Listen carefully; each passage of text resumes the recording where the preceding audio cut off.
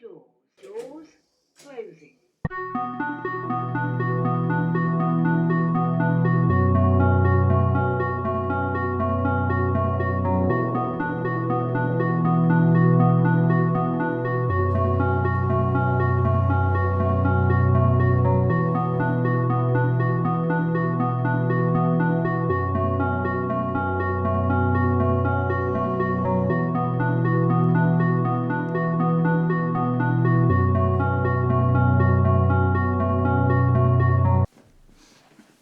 Okay, it's pretty hot.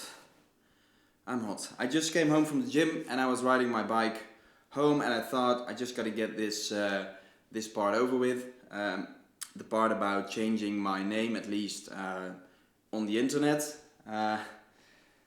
And I have mixed feelings about it. I don't love it, but I think it has to be done. If a client was to come to me and seek my help as a brand strategist, and they would say, well, look, we have international ambitions and our name is something that's incomprehensible for an international audience, I would say, okay, let's talk about maybe changing the name so that it makes more sense for people in different countries. A good name for a brand is short, memorable, it works phonetically, and it's not too generic. So, like the name John Smith is, for a person, is kind of a good name, but it's super generic. So there are like maybe a million John Smiths in the world. So people aren't going to remember that. So from that point of view, I thought, and yesterday I was out for dinner with a friend, and we talked about this and we laughed about this because it's kind of silly, and I feel kind of silly about it.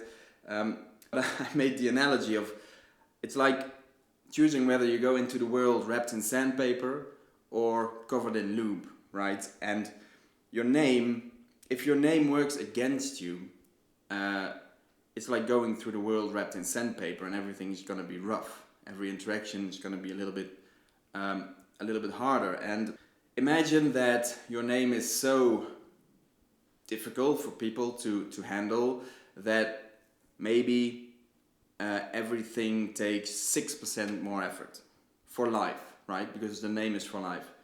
6% is a lot. Maybe it's 25%. Maybe my given name is so complicated that it would slow me down by 80%. I don't know.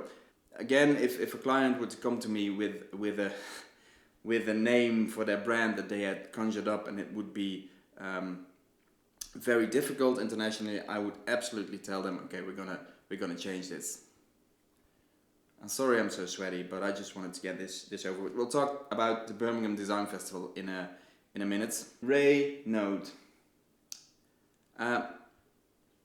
The thought behind it, of course, is that it sounds kind of like my real name. I've had the pleasure of talking to some people from the UK as well as the United States earlier this year. And everyone, of course, asks, I introduce myself and they say, what's your name?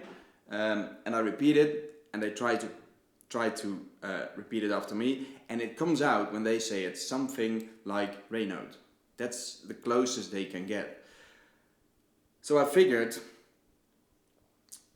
maybe that should be just the name.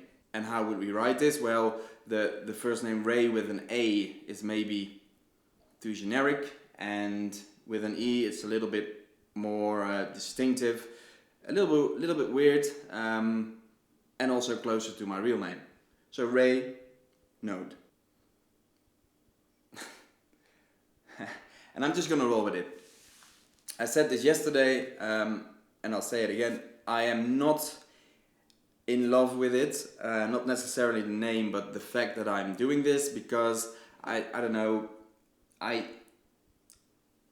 want to be humble, and I think it's kind of maybe a little bit douchey to change your name. It's a little pretentious, right?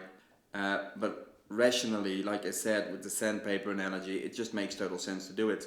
And that's all I want to say about it. On to Birmingham. I was there to attend the Birmingham Design Festival, which is a yearly thing, but they also have a bi-yearly, a little bit complicated maybe, but like every other year there's a and it was great. It was really great.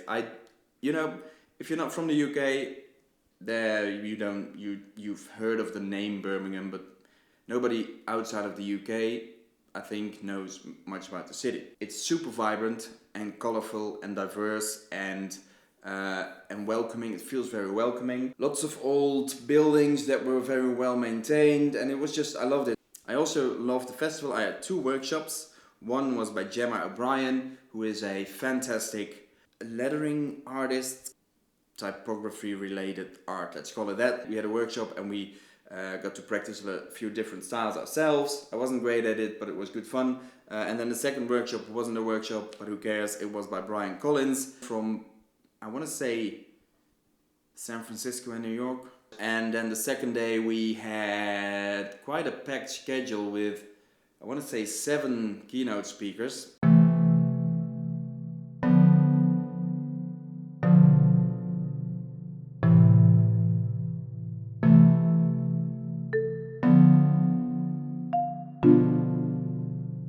I gotta take a shower now.